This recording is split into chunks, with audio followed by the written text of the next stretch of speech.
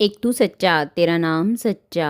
अनंत पृष्ठ 1070। सतपुरुष बाबा फुलसंदे वाले कहते हैं, हे परमेश्वर, तेरी ही छाया सिमट आई असीम। जब मेरे मनुज की सीमा में निश्चल मेरा भाव, जब गीत बन सांसों में आकर समा गया, तब तेरा ही निर्बोध सौंदर्य मेरी आँखों से ढलकर प्राण प्राण में घुल गया। हे परमेश्वर, एक धुंध से उठती है मेरी आँखों में कहीं, अजनबी साए जब बिन बोले पुकारते हैं। सतपुरुष बाबा फुलसंदे वाले फरमाते हैं, हे देवपुत्रों, जिस संसार में रहना नहीं उसके लिए चिंतित रहना बेकार है, और मृत्यु के यान पर बैठकर जिस परमेश्वर के द्वार पर जाना है, रात दिन उसका ध्यान और आराधना करना ही ज्ञानी पुरुष का ध्येय होना चाहिए। संसार में जितने भी पुरुष हैं उन सबको शिव का रूप समझना चाहिए, और संसार में जितनी भी स्त्रियां हैं सबको माता पार्वती के समान पूज्य समझना चाहिए। इसी प्रकार जन्म देने वाली माता को भी साक्षात माता पार्वती ही समझना चाहिए, और पिता को साक्षात शिव समझना चाहिए। माता और पिता में से पहले माता के चरणों में नमन करें।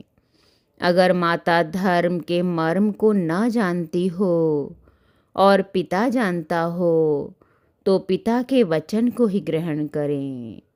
अगर पिता धर्म के मर्म को ना जानता हो और माता जानती हो तो माता के ही वचन को ग्रहण करें।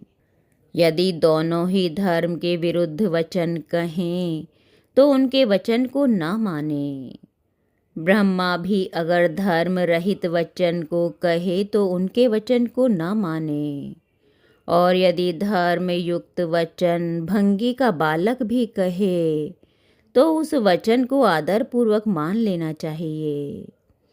जिसके मुख में गुरु मंत्र रहता है, अर्थात जो गुरु मंत्र का जाप करता है, उसके सारे कार्य सिद्ध होते हैं, अन्य किसी उपाय से नहीं।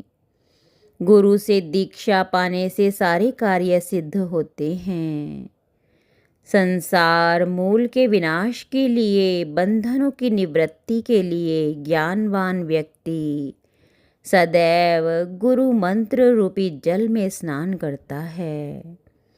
इस प्रकार वह सतगुरु रूप ब्रह्म ज्ञानी साक्षात प्रकाश है।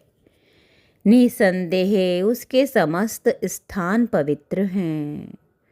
पूर्णतः शुद्ध व पवित्र वह जहाँ ठहरता है, वहाँ उस क्षेत्र में समस्त देवतागण विचरण करते रहते हैं।